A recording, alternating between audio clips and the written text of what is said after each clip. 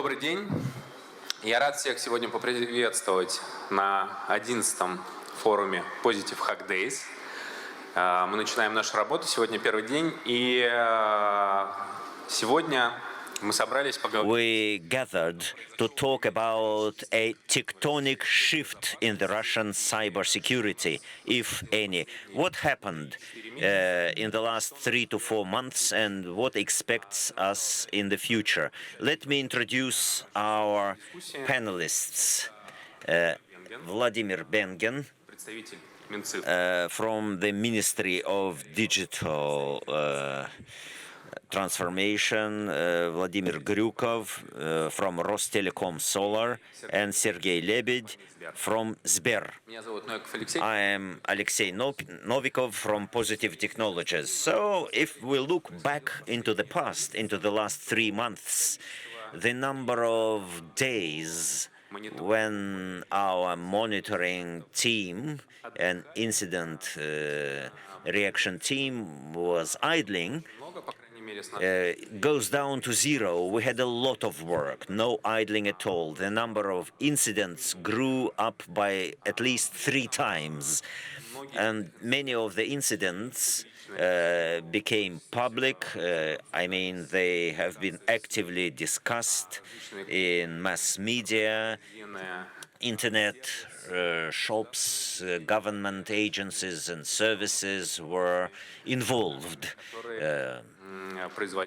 were affected by those attacks, and they even continue now, worldwide, and in Russia in particular. If we look at the industries which were attacked most often, I can say almost all of them have been attacked. Any industry is interested to hackers. If it belongs to Russia, it is attacked. But if we look at the public area, we pay attention to the fact that financial industry, I believe, were least affected. And we didn't know of, we know only about a few large-scale incidents, if any, at all. My first question to Sergey Vasilyevich is as follows. What about the last 3 months? How critical they were to your company, or were they critical at all? Well, actually, we divide our life into before February 24 and after February 24. Before talking about cyber threats, let me talk about fraud. First of all, it's a traditional problem and area for the banks. Before the events, we got about 60,000 fraud attempts.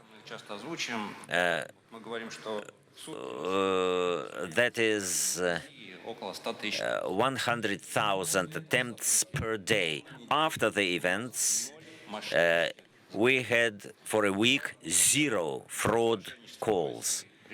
It looked as if no fraud at all, but after the first week, after week 1, we have more and more fraud attempts, and now we have about 50% of fraud level in comparison to the time before February 24. From Ukraine, fraud moved to other areas, other countries.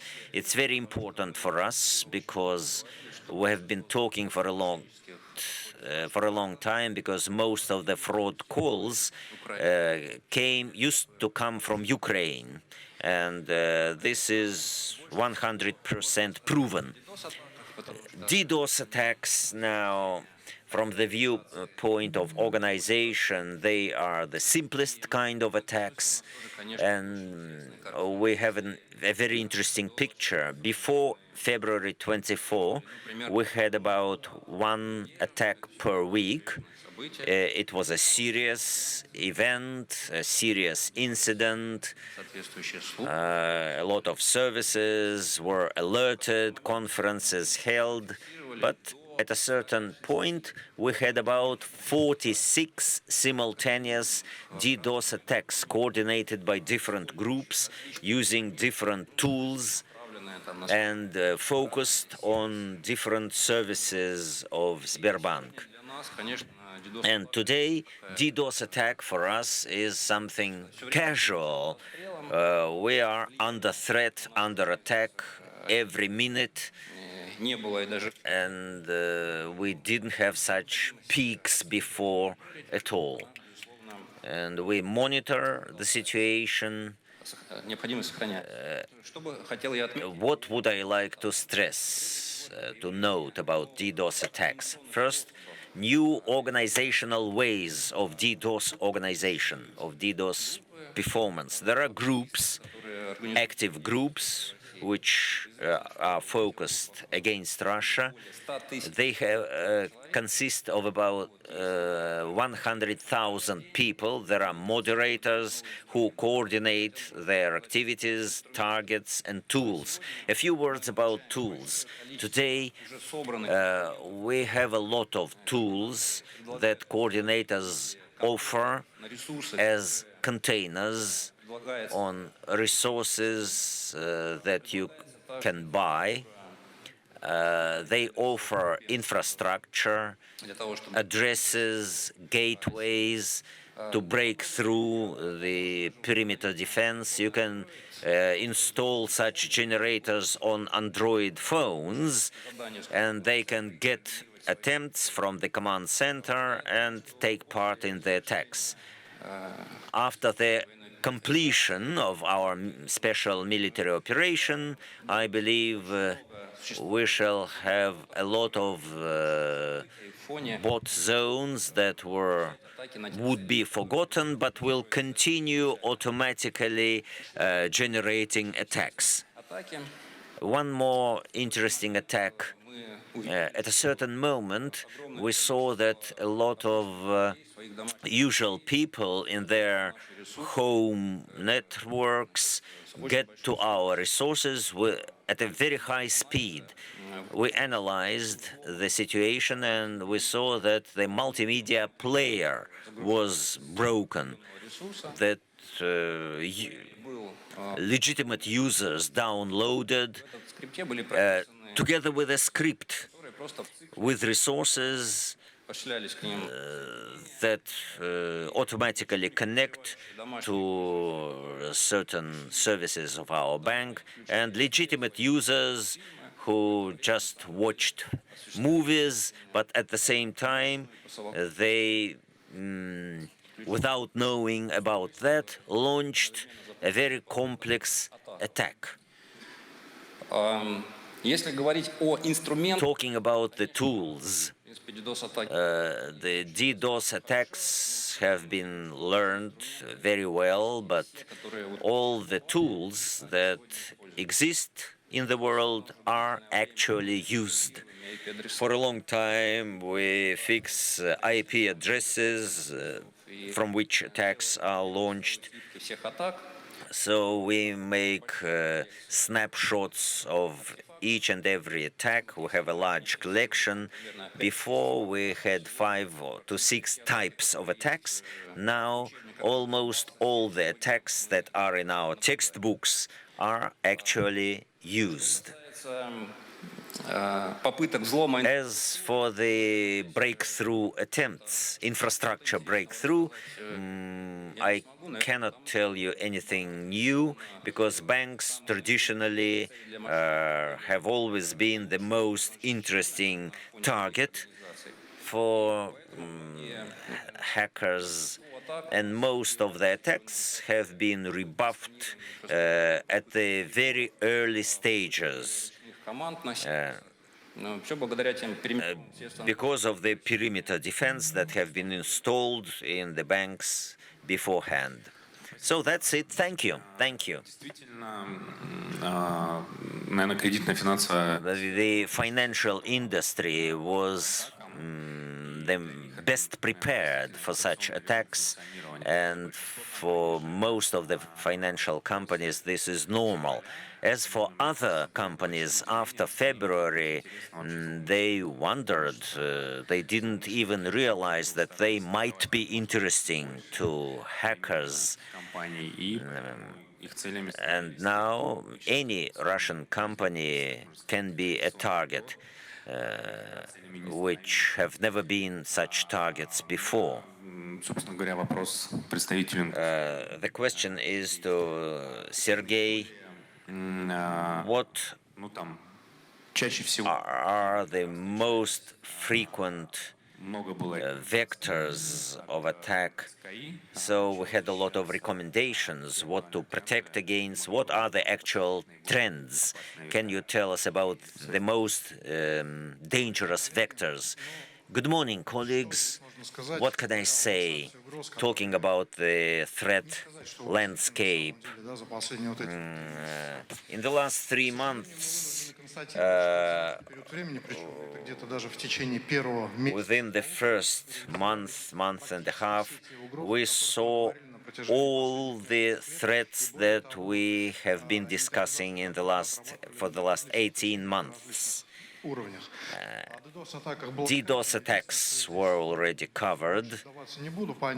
I'm not going to tell you anything else. That was the first thing that we saw, something that could be done quickly and easily. Just one more point. We see involvement, not only the previously created botnets, but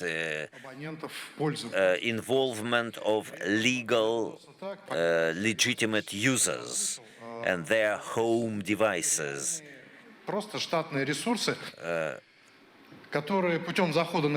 And those devices make their owners participants of the DOS attack. Just when you open your browser, do what you want to do, but at the same time, automatically you are part of the DDoS attack. It's very difficult to filter such attacks.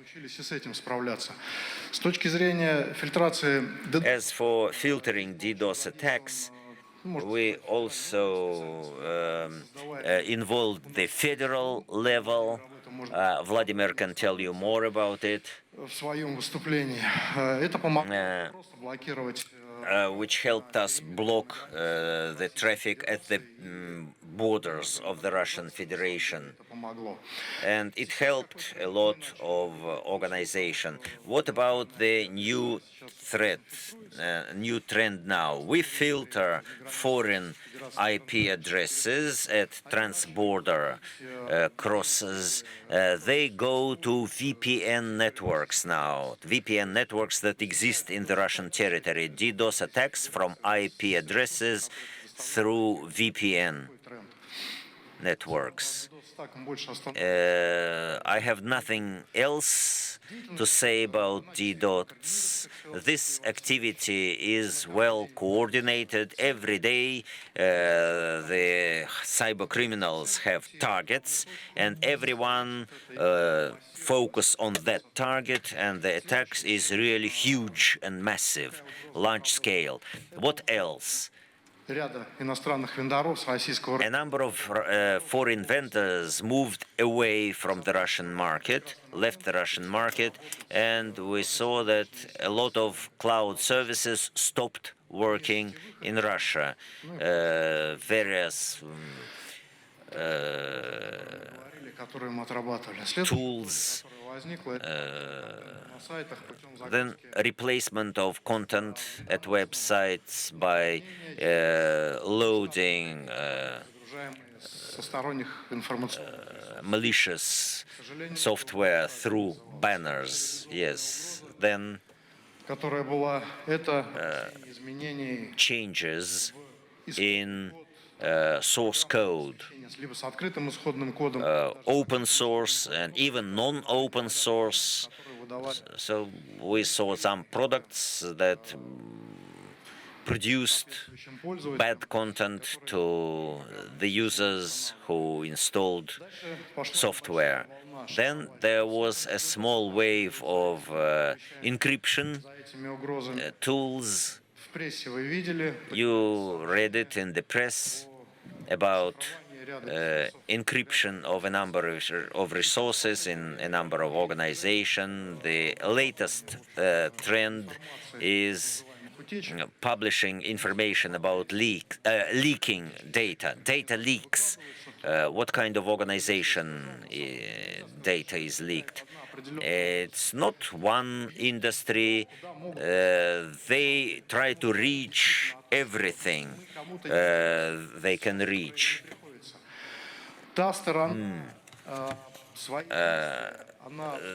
The other party tries to get a positive for them information phone, mass media phone.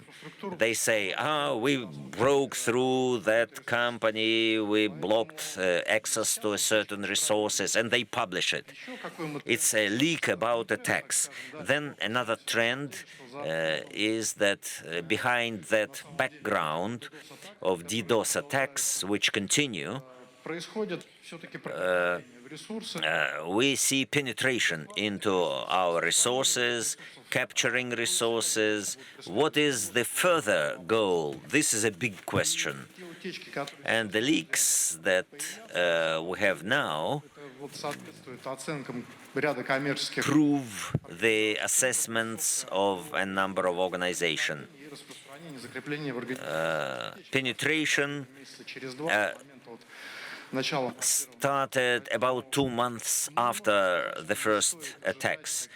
So we might expect serious incidents. Of course, we cannot expect that the leaks are going to stop. They try to break through and then publish information about such breakthroughs and leaks. Then on May 9, you know what happens to one of our video hostings. It was done specifically for May 9. So these are the trends, these are the tendencies. Thank you very much. Yes, apart from large-scale attacks, we can note another important factor, which is foreign vendors leaving the Russian market, especially cybersecurity vendors. And some companies, Russian companies, were without protection or with a much worse protection than before.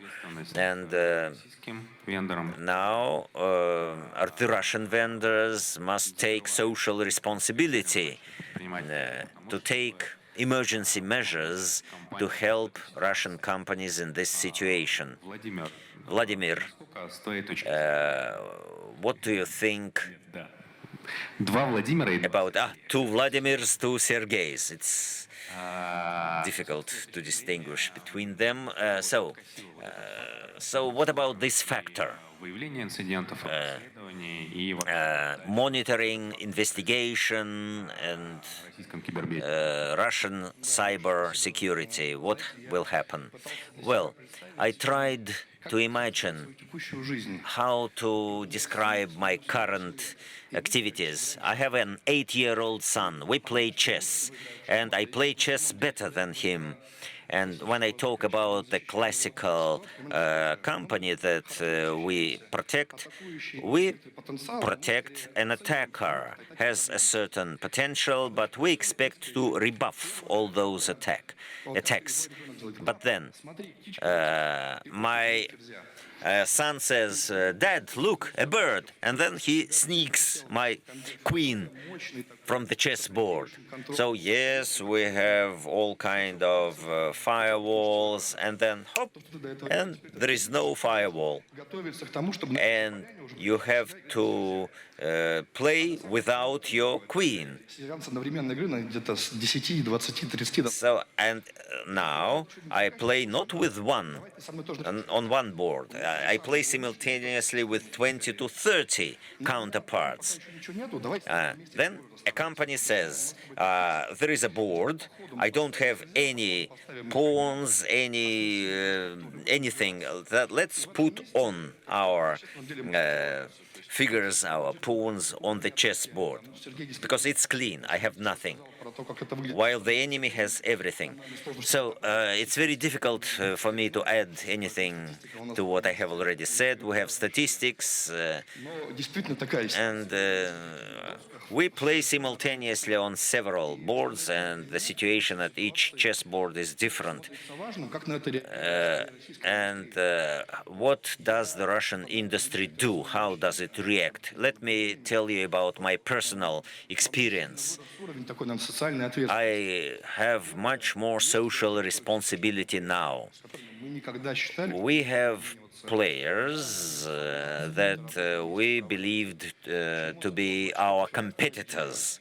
Now we join efforts with them after February 24. Now our key competitors are our key partners. We work together, we exchange data, we exchange information, we even say it's your customer, but I have some information about this. Oh, this is my customer, I don't have resources, can you help me here? And we have a lot of situation like that. Each commercial company has a big choice. For example, if there is an incident at our customer, that information is important for the industry and for the country, because everyone is attacked by the same people in the same way, and it's important the information to be spread, to be disseminated, so that everyone would learn on those attacks. But on the other hand, we are a commercial company, and the customers say, okay, this is our secret, and please don't share this data to anyone. So each time we try to convince the customer that he has to leak at least part of this information to all the rest. Everything which happens to the Russian cyber security is not the problem of that particular customer. It's a problem of the entire Russian industry. It's involvement of each and every customer into the general landscape of social responsibility. We have a lot of negative examples here. About a year ago, we found one vulnerability at one of the customers. The vulnerability is not a problem at all, and if we shared the data, severity is 4 or 5 at the 10 scale. 10-point scale. And this vulnerability is known. Hackers, cyber criminals know about that vulnerability.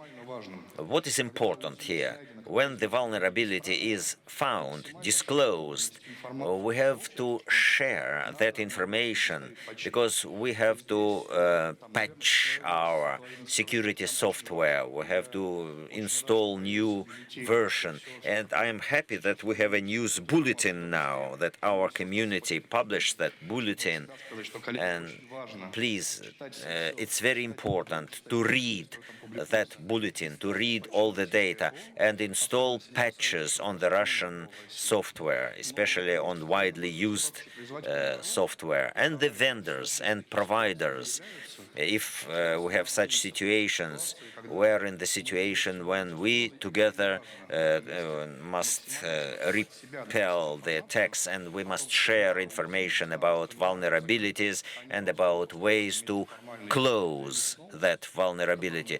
Not just a release that there are some patches, but tell us about what kind of patches, against what kind of vulnerabilities. So I call on all of you to share information. Despite all the problems with giving your information to your competitors, we have to protect us all and not to work only at a local level. Спасибо, Владимир. Thank you, Vladimir. It's a very important note. Collaboration and data sharing is what we badly need now, because we cannot cope with all the attacks on our own.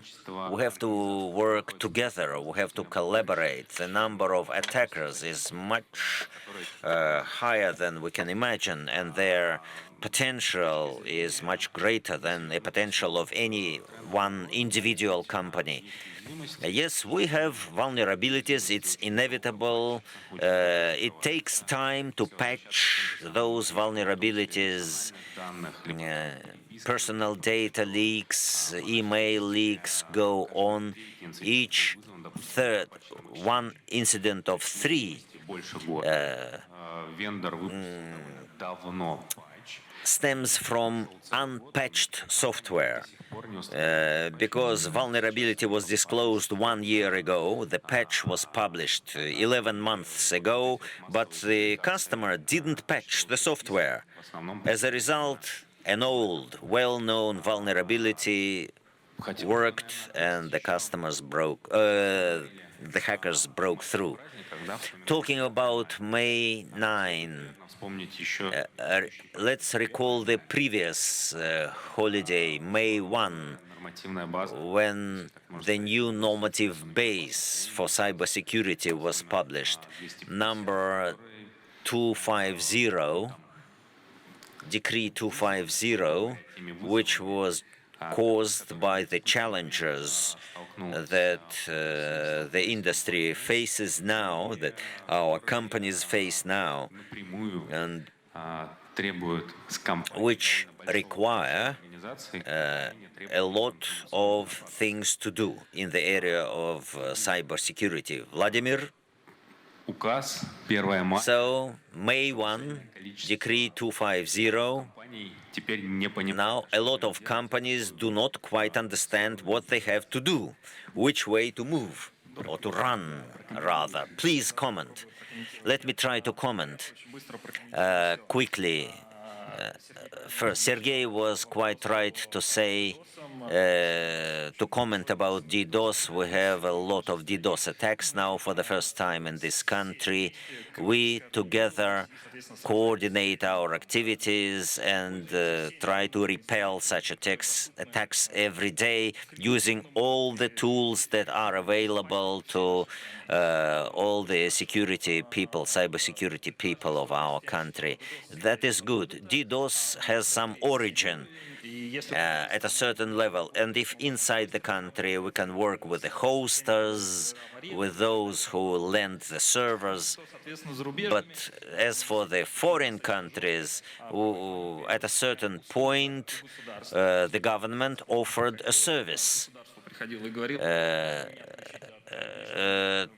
Any company can say, can you disconnect me from the outer world? And we can do that at the border of the Russian Federation to help them with a DDoS attack. We have smart tools of this kind.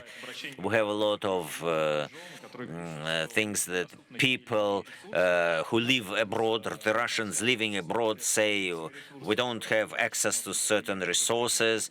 Maybe you can provide us with access to the Russian territory for us. Maybe the attack is already removed. So we collaborate with the people inside Russia and outside Russia about all the incidents, all the types of attacks. All the attacks have been discussed before we had exercises to deal with such attacks. I would like to say that we were ready for such attacks. No, exercises are one thing, but real life is the other thing. I liked the social responsibility topic, and I would like even to tell you more about, because social responsibility of all the vendors in this country. I had 3 dialogues in the last 2 weeks, before the holidays and after, about their vulnerabilities. Not all of them are working in the right way, because the Russian software is under the microscope.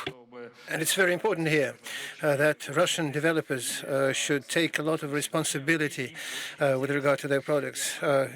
You're all of interest to the people. And correspondingly, if a critical vulnerability has been found, you shouldn't stay quiet. You shouldn't be afraid of something, of being punished. But on the contrary, being socially responsible, you should run fast and say, this has happened, and everybody has to get updated. On the other hand, all customers have the responsibility. So what is this decree all about?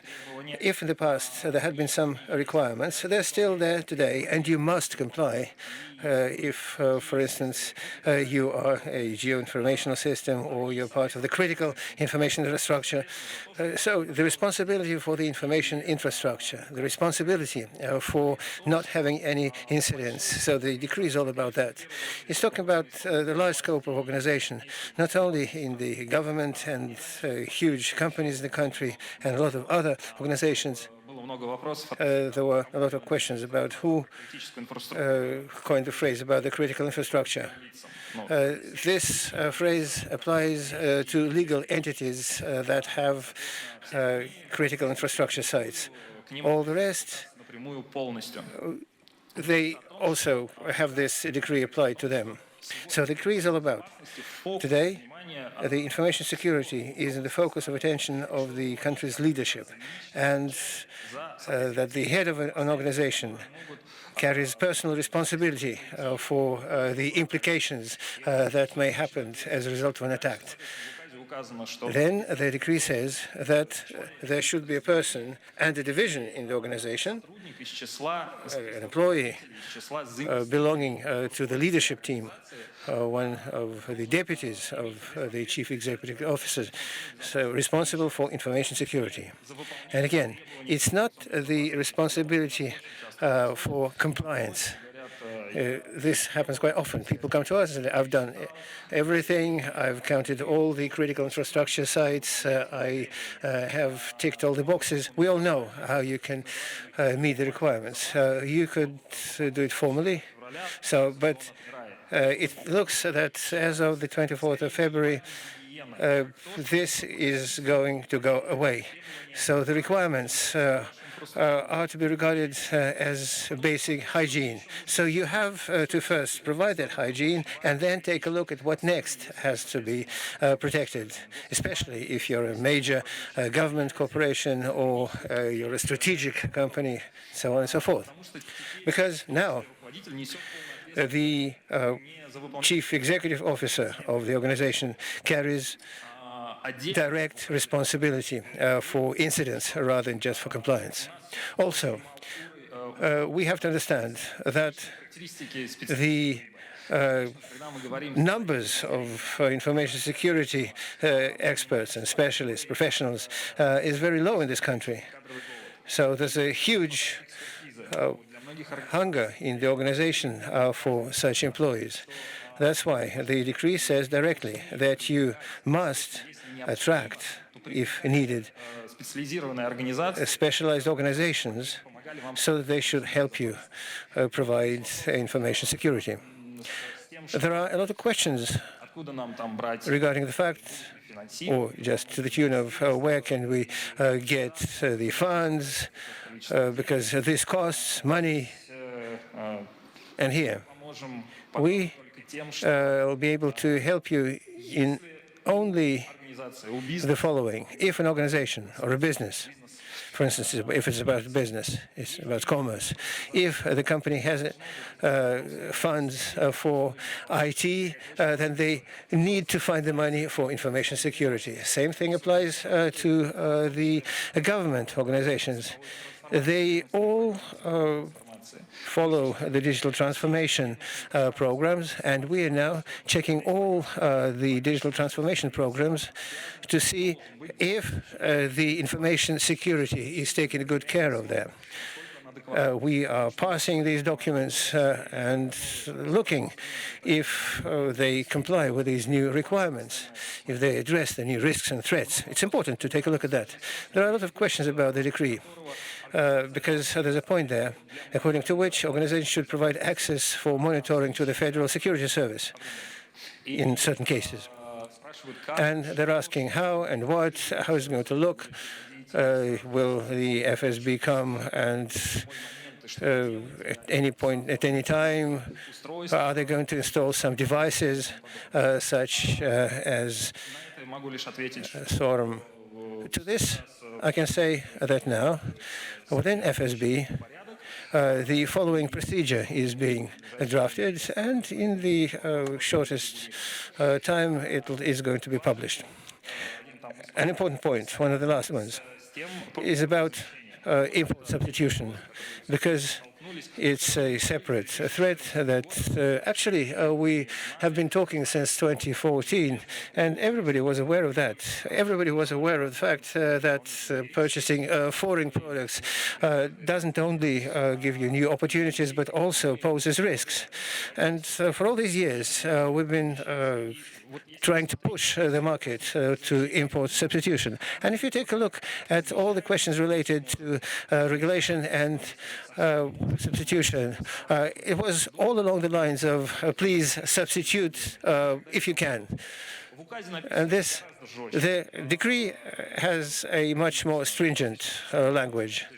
And it was done on purpose, because over the past few years, we were having business coming to from one side, the commerce that didn't do information security, saying we fully depend on software, foreign software, and we don't have Russian counterparts. On the other hand, there are companies who say we've produced everything, you just push the customers to migrate to our products. So the decree says, so we all have 2.5 years to migrate security to domestic products.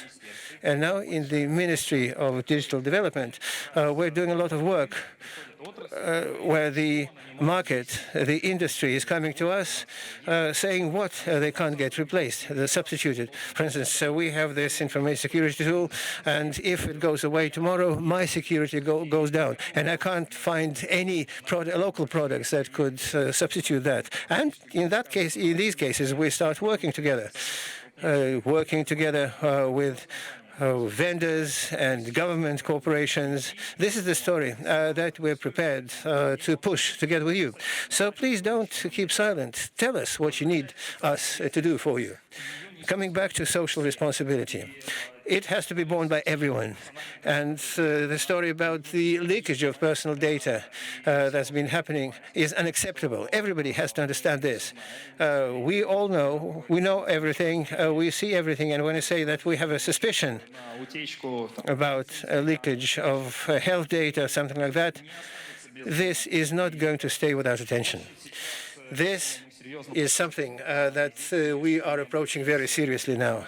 And it won't stop with some fines or reprimands. But before we start discussing what punishments are going to be introduced tomorrow or the day after tomorrow, how we're going to punish people for these things, today it's more like a plea to everyone to perform, to show this social responsibility.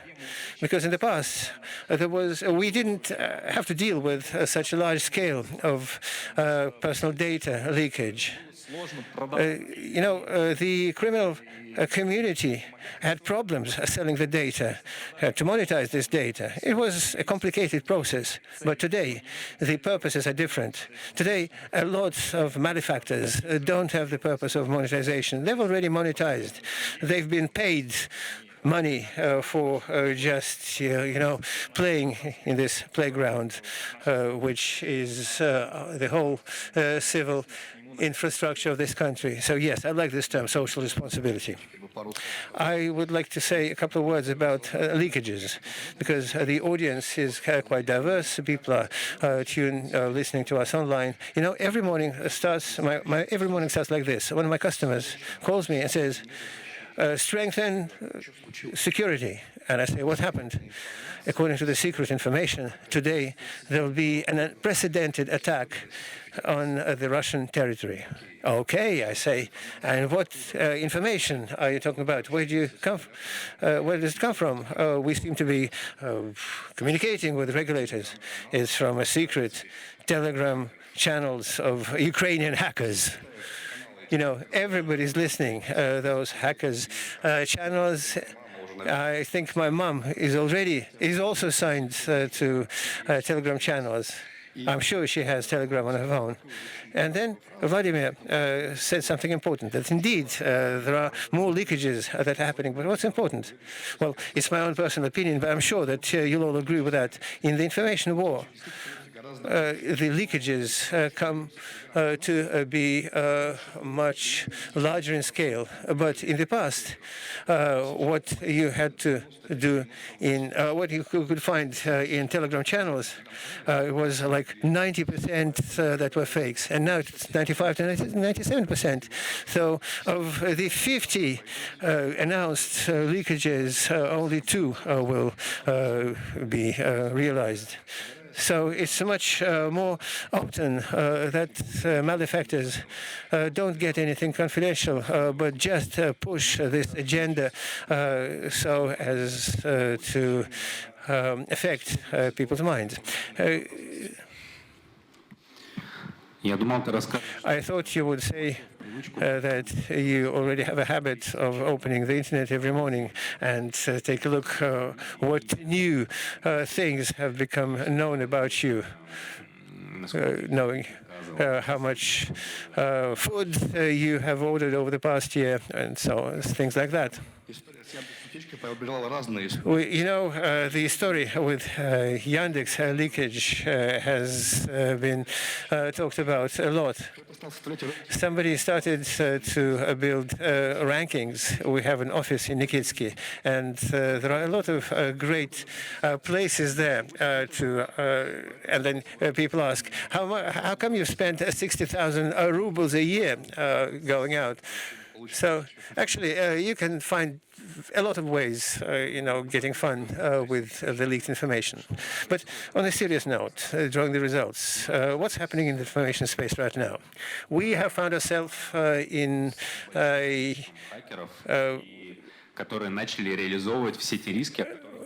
fight with a lot of hackers, and all the risks that have been discussed for many years have started to become real. At some point in time, a shift happened in terms of understanding how the international security vendors behave, and the government directly started to require, through this order, to get the social responsibility considered more seriously by the actors. It wouldn't be bad to understand what else must happen so that, let me be blunt, we as security people should stay without work, or might it not happen at all, ever? So are there any prerequisites for this to happen? Or no, we need some more time to work on these questions. I suggest that we start with Vladimir. Well, maybe there's something we're missing, something that we need to do for this shift to happen. Well, the decree had another point. It was devoted to the analysis of security, of protectedness, something that people have to pay attention to. There are 2 sub-points there, sub-items. On the one hand, the government will define a list of such organizations that need to run this review of protectedness, and then to run this analysis. There are 2 comments here. The government will also draft or adopt the typical regulations for, or job description for the security person. So there are a lot of questions here. Should they have a special education? What will their responsibility be? How these regulations could be applied to both large organizations and very small ones? These regulations will have two ideas: that this head of security, one of the second-level managers in the organization, they will be responsible, they will carry full responsibility for everything happening. And therefore, they would have all the authority as part of business processes and others to do what they are supposed to do. Unfortunately, today, the security is some additional function. Business is going somewhere, creating some tools, and next to them, there's a security guy saying, "We've created something. Please do something so that the regulator should not complain." Now it is different. Now they have the authority to become part of all the processes in the organization. But with this, they're also responsible for all the incidents that are happening. Coming back to the security reviews, they're asking us how we're going to do that. Is it going to be a classical pen test or something else? So there's this concept of level of security, and there's also separate items saying that the organizations, including the list, should report to the government. And so questions coming to us say either we should report by saying yes or no, and then I must say no, because we're going to read these documents which will define a typical scope. So classic security analysis or review. And also they will contain a template of a report. So these reports will be the tools for us to make sure that the decree is being complied with. Of course, this includes a lot of responsibility, because signatures will be listed, the head of security, the experts who've put together this report, so that we could see who wrote that. How to do it such that we should stay without work? Well, perhaps each of us should focus on information security in a serious way, maybe 20 hours every day. And unless we do that, nothing will radically change in this country. Thank you. Any other answers? Look, colleagues. We have two words in the title of our today's discussion: tectonic shift. So let me first dwell on the word shift. In our opinion, the shift has happened. Those who used to tell us that we're not interested, we're not of anybody's interest, we have nothing to protect, so go away, we're not going to do that, no law applies to us. Finally, they have come out of their comfort zone.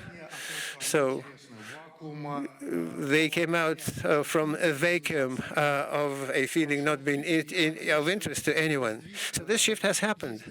And I think, well, I have a cautious, let's say, hope that more and more they will start understanding this against the background of what's happening now. So we're hoping that the shift in this area, coming out of the comfort zone and starting to address and continuously work on information security, we're hoping that this will become a trend, and it will be a growing trend. So in this area, a shift has happened. To Vladimir's here, we're talking about collaboration. Let me put it differently. It's about acting together. It's something that we have been calling for several years, and now we are hearing that from other people. Let's do it together, and it's nice. We like hearing that. So finally, people started to understand that this should be done together. Well, somebody started some people started to feel part of the government Gossopka program. A operational headquarters was created involving the leading Gossopka centers, and through this joint work we were able to work out a number of recommendations and to neutralize and forestall several threats. So we also had this shift. So we hadn't had this experience in organizing such an informal structure. Now to the word tectonic. As I said, some organizations have come out of the comfort zone, and in this respect, this indeed is a tectonic shift. Quite a lot of effort had to be applied. I'm hoping that this is just going to become a trend, that with this trend is becoming easier for us to work. As to the question of whether we're going to stay without work, currently, I can't even predict that. Well, predictions are not something that you are likely to be right with. I would say that in the future it would be bad. This will mean that everybody has taken this part of the social responsibility, starting to work 20 hours a day on this. But if you look at these past 2 or 3 months, that everything that we have been talking about, all the threats that have been realized, are not something new. It's something that the organization hadn't done anything about. It's about unclosed vulnerabilities. It's about disregard for the very basic measures. It's about not wanting to address this. I think that 24th of February, so the press says that is going to be a new world, a new reality. I'm hoping that the 24th of February is going to become a turning point for creating a new information security world in Russia. So people will start looking differently, working differently, regarding differently. And when I say differently, I mean compared to those who have not noticed that before. For us, it's all like usual. I agree. And just to continue what Sergey said, yesterday, MSK released an internet bulletin, and I'm hoping that within 5 days, everybody will get updated, complying with every recommendation. And this will be indeed the security, the real security that every one of us should do every day. Thank you. Great. So we now have update SLAs. Great. Vladimir. Just a couple of words. Well, after the two regulators, it's quite difficult to give any recommendations. I would rather say something different. With the rate of digitization that Ministry of Digital Development is setting, and with the growth of interest of malefactors to our assets, I don't believe we're going to have a lot of time to sleep. But staying without work, oh my God. I could do the programming, I do coding some time ago, and I come back to it. It's paid well. So, colleagues, we are now in a very historic and interesting point of time. But in terms of cybersecurity, especially, today is a time of cyber heroes. Most of security tools have come from the West, and they're going away. Most of them are degrading because no updates, no support is being provided for them. Licenses are not being resolved. It's a very important question. We are losing the source of information about threats. Today, for the most part, they all come from the West. Yes, of course, we also have a local company that provides analytics. But let's be frank. In the first place, we were using well-known sources that are also gradually closing access to Russian companies and from the Russian territory. It's very good that we have Beriustek. But It's obvious that one needs to step up this threat intelligence work to strengthen. It's also a question how is it going to happen, whether the government will control this or the markets will lead the way. But one of the risks today that will provide effect later, it's about the degradation of threat intelligence solution. So a lot has been said here about social responsibility. It's all good, but it's also a question that this information, this collaboration, this social responsibility should be orchestrated. I think the government should play a role there. And today, this is something that's missing in the market. Today, we have got, from the start of special military operation, more than 250 unique recommendations that we got from FSB, FSTEC, and Roskomnadzor. This had never happened before, and it's very great. Colleagues have said that these recommendations are quite easy to understand, that they need to be implemented. It would be good if this kind of work should have been done earlier. Of course, we are hoping that something is going to change this country in terms of coordination of this work. Today we have leaders here and they're doing a great job, but we see some unthinking among them. So, considering Decree 250, considering all the events that are happening, we're expecting a shortage of cybersecurity professionals to the tune of 35,000 people. Today, our estimate is 20,000 people, and it's going to be 35,000 tomorrow. So these are the people that should not just be trained, but also get practical experience working. And we are still using the meter access, go to Science Institute, because we don't have similar resources here in the market. It's also a question to the market and the regulator, when are we going to get this entry point where one could get answers in terms of a methodology, education, new risk information, where could get that.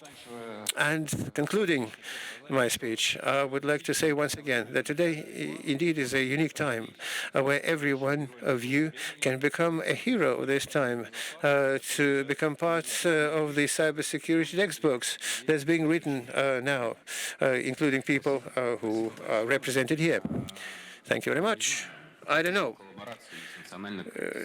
Regarding the collaboration, there's a National Coordination Center, and I'm sure that they have been talking about this coordination function.